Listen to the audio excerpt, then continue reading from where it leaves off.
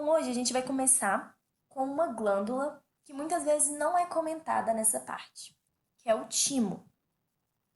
O timo, ele está localizado atrás do nosso osso externo e ele está relacionado ao sistema imunológico. Então, ele faz parte tanto do sistema imunológico quanto do sistema endócrino. E as funções dele aqui do sistema endócrino não deixam de estar relacionadas ao sistema imunológico, ok? Sua função endócrina está relacionada à produção da timosina e da timopoietina. São dois hormônios. E como eu disse, esses dois hormônios eles estão relacionados ao sistema imunológico. Eles atuam sobre os órgãos linfóides, tanto no desenvolvimento desses órgãos, ativação, também na maturação dos linfócitos T. Tudo bem? Então, essa é a função endócrina do nosso timo. Próxima glândula que a gente vai ver são as adrenais, ou suprarrenais. Elas estão localizadas sobre os rins, igual esse nome suprarrenal aqui já indica para a gente. Então, temos duas suprarrenais, uma sobre cada rim. E essas glândulas, ela tem uma divisão anatômica que é muito importante para a gente, porque essas partes vão ter funções endócrinas distintas.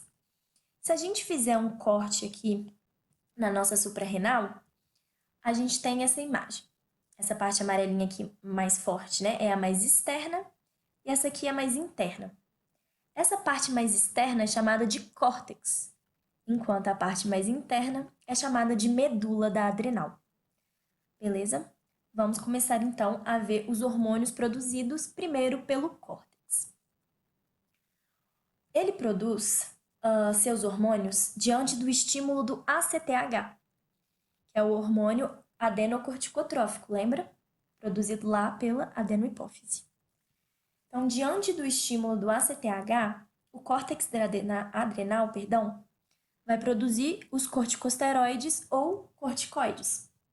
Que aí a gente subdivide esses corticoides em três grandes grupos aqui. Os mineralocorticoides, glicocorticoides e sexocorticoides.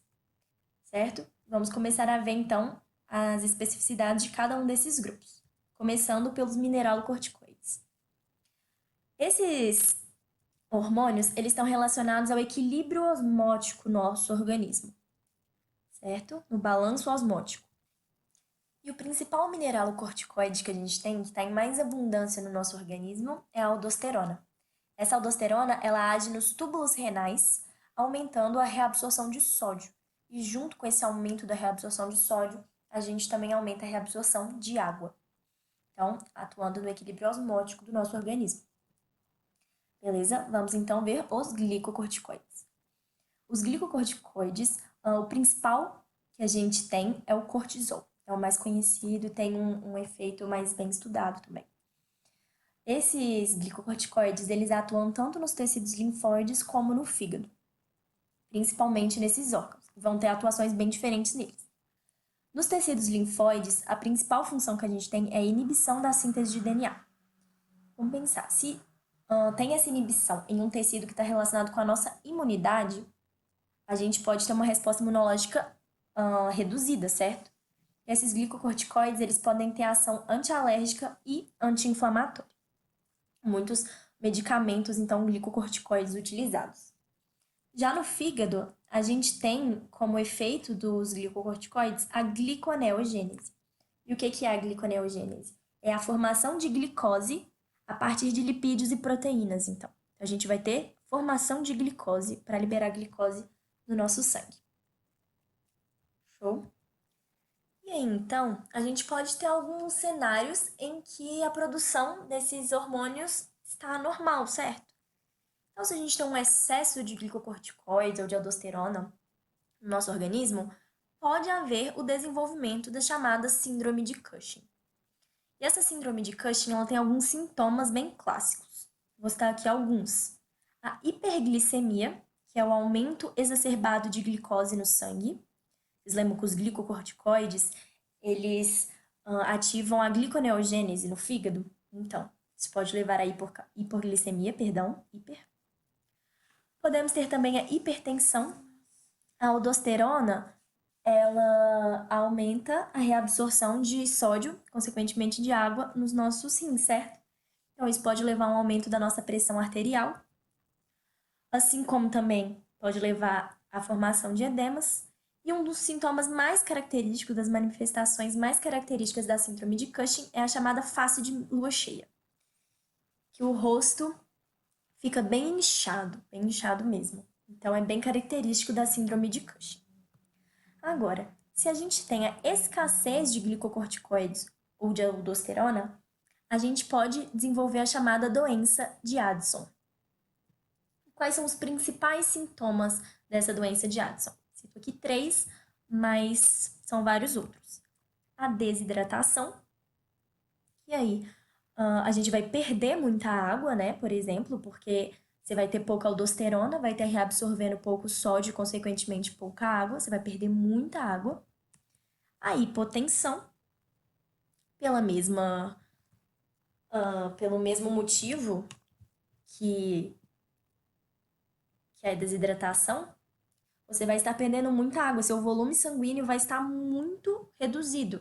Então, isso pode levar a uma redução da sua pressão arterial.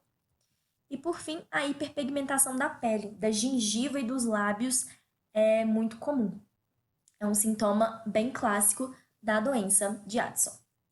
E agora vamos ver o último tipo de corticoide produzido no córtex adrenal, os sexocorticoides. São hormônios sexuais, então, produzidos aqui na nossa adrenal. O principal deles é a dreidopiandrosterona, um nome complicadinho aqui de falar.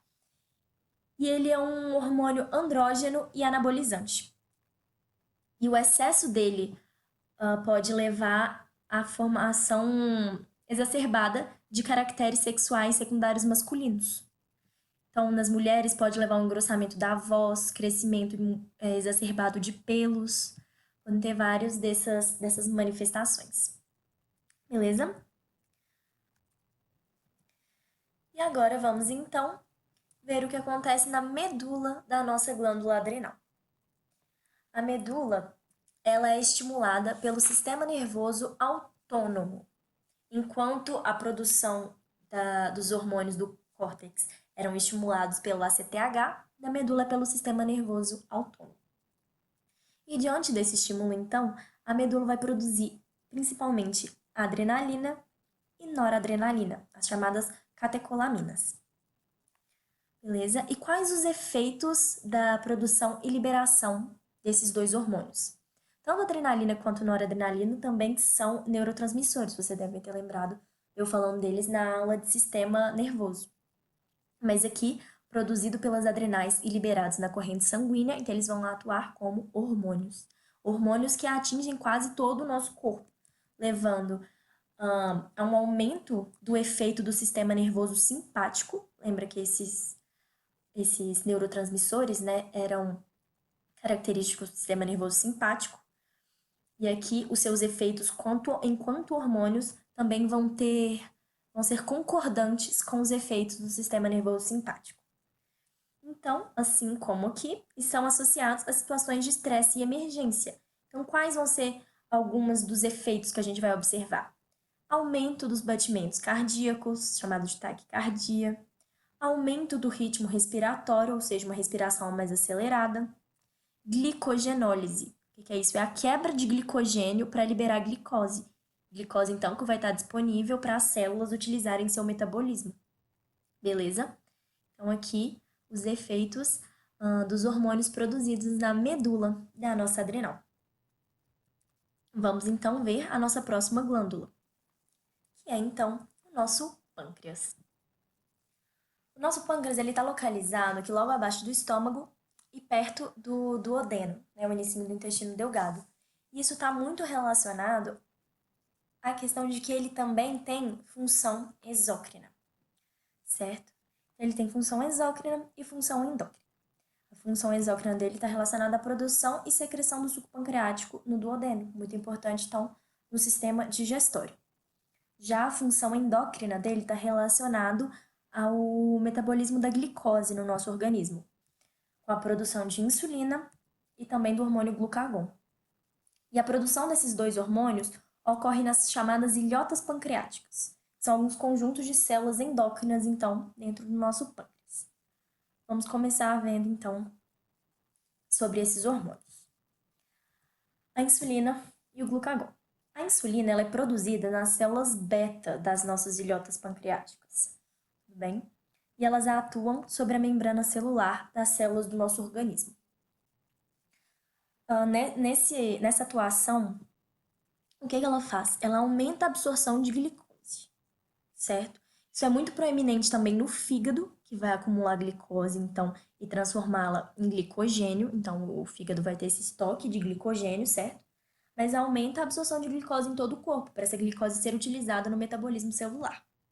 Mas como que essa absorção ela é aumentada? Aqui vendo rapidinho, quando as células percebem a insulina, há uma maior exposição de transportadores de glicose na membrana plasmática dessas células. Assim, mais glicose vai poder entrar nelas. Tudo bem? Bem rapidinho isso mesmo. E então o glucagon, ele é produzido nas células alfa das nossas ilhotas pancreáticas. E ele tem uma função contrária, assim, da insulina. O efeito dele é bem proeminente no fígado, onde vai acontecer a gliconeogênese, que é a formação de novo da glicose. Então, vai ter a quebra do glicogênio, perdão, que estava ali em glicose, e também a formação de glicose a partir de lipídios, de proteína, certo?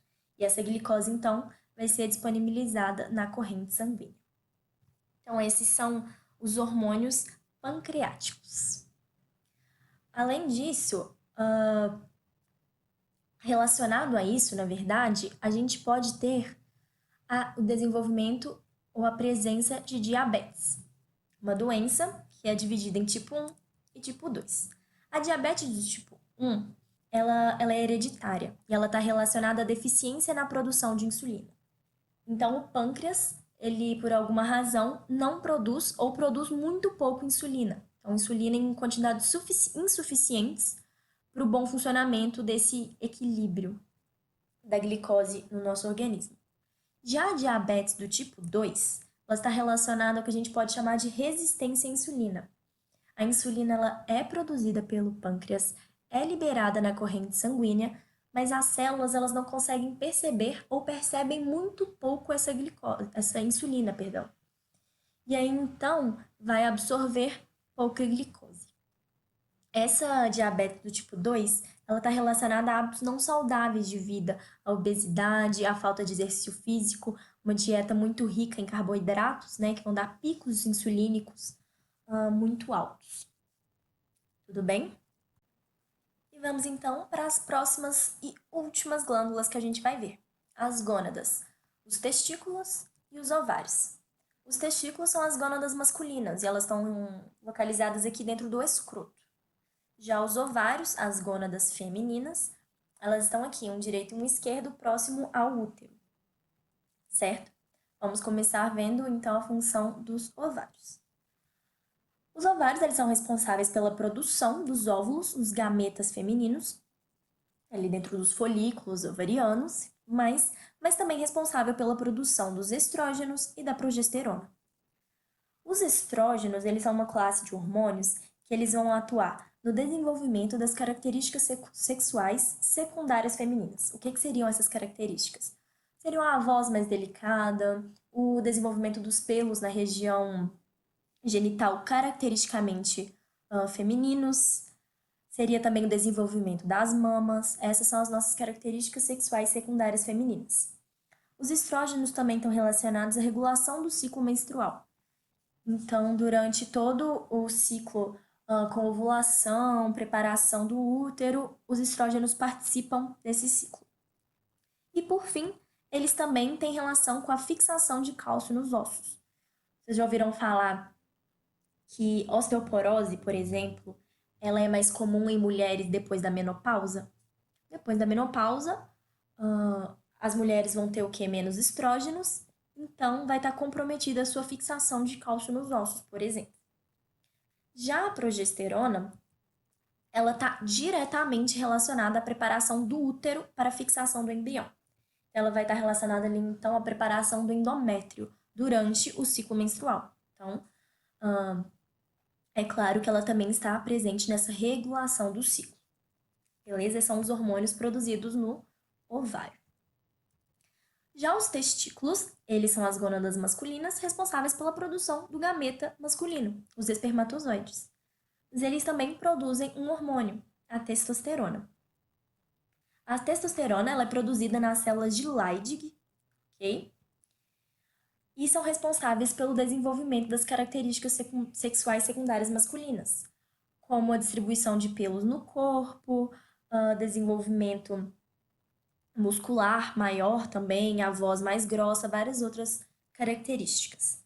Agora, então, terminamos de ver as nossas glândulas, só que a gente falou dos hormônios muito soltos. A gente falou onde eles atuam, mas a gente não viu em situações práticas, por exemplo, como um desencadearia a ativação de outros, por exemplo.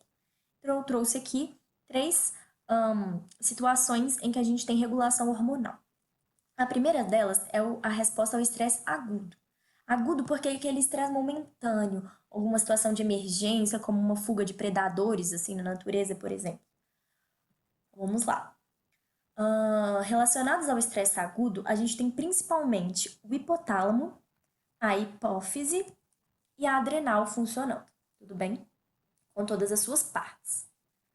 Então, o hipotálamo, ele vai ativar vários eixos.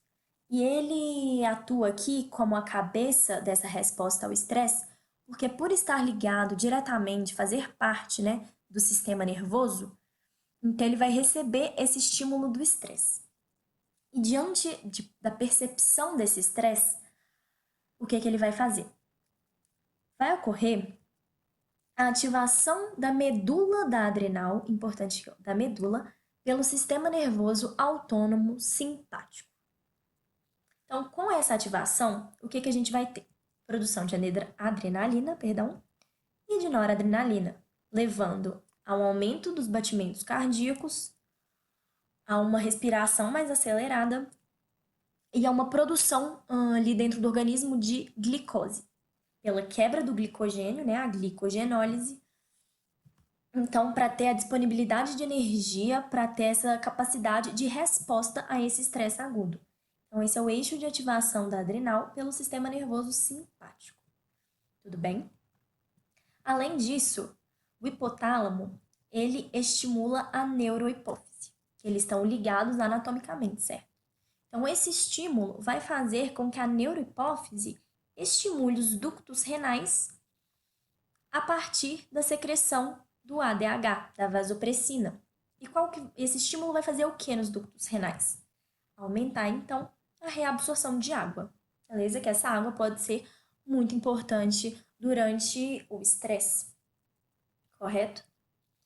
E por fim, o hipotálamo, ele também vai estimular a adenohipófise. A adenohipófise pela liberação, nesse caso aqui, do hormônio corticotrófico, do hormônio liberador de corticotrofina, na verdade. Esse hormônio liberador de corticotrofina vai fazer com que a adenohipófise libere o ACTH, o hormônio adenocorticotrófico, aí sim, né? O hormônio adenocorticotrófico, que vai atuar no córtex das nossas adrenais, que vão passar a produzir, então, o quê? Mineralocorticoides e glicocorticoides. Beleza, mas qual vão ser os efeitos fisiológicos da liberação desses hormônios? Os glicocorticoides vão levar à glicogenólise, também aumentando, então, a nossa glicemia, vão levar à proteólise e lipólise, que vão quebrar proteínas e lipídios para que eles possam participar, então, da gliconeogênese, que vai ser a formação de glicose a partir da proteína e de lipídio, para aumentar ainda mais, então, a nossa glicemia, certo? Já os mineralocorticoides, eles vão atuar nos ductos renais, aumentando a reabsorção de água também. Então, a gente tem todo essa liberação de hormônios coordenada como estratégia de resposta a um estresse agudo, tudo bem? Tem várias outras reações no nosso organismo. Eu trouxe aqui um pouquinho desses eixos que participam, então, 3 glândulas que a gente estudou hoje: hipotálamo, hipófise e as adrenais ou suprarrenais. Certinho? Além disso, uma parte muito importante, perdão, que eu já estava esquecendo de dizer, é que alguns hormônios, a presença deles vai inibir a produção de mais deles. Então, os glicocorticoides aqui, quando a adenohipófise percebe a presença deles, há uma inibição da produção do ACTH. E já, então, aqui vai reduzir a produção do ACTH para parar de produzir os glicocorticoides. Certinho? Bem, uma outra questão fisiológica muito importante e regulada por hormônios é a homeostase da glicose. Tudo bem? E qual é a glândula envolvida nisso? O pâncreas. Mais especificamente as ilhotas pancreáticas, com suas células beta e células alfa. Quando a gente tem um aumento da glicose no sangue, esse aumento ele é percebido pelas células beta. E diante desse estímulo, então, essas células beta-pancreáticas passam a produzir insulina. A insulina vai cair na corrente sanguínea e vai levar a um aumento da absorção da glicose pelas células. Então, as células vão aumentar sua absorção de glicose. Se as células estão retirando glicose do sangue, o que acontece?